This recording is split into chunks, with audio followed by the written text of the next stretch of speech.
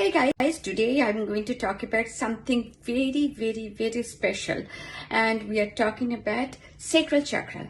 Why Sacral Chakra is so important? Because it heals and balances our sexual organs, which is like it gives us plenty of energy in that region, and it is good for creative energy as well. So both combining together, it's a very special chakra to be healed and balanced.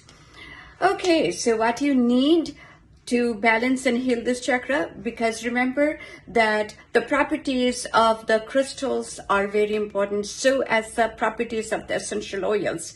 So essential oils that we'll be using to heal this chakra or to balance this chakras are rose, jasmine, and Mysore sandalwood.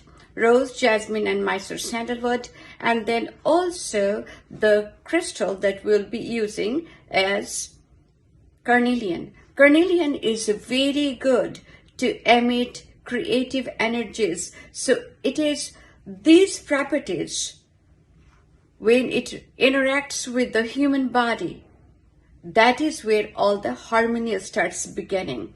So why we are waiting for? We need to balance this chakra. By the way, if you like this video, so please don't forget to subscribe. Hi, if you want to learn more about root chakra, please click on the link below. Thank you.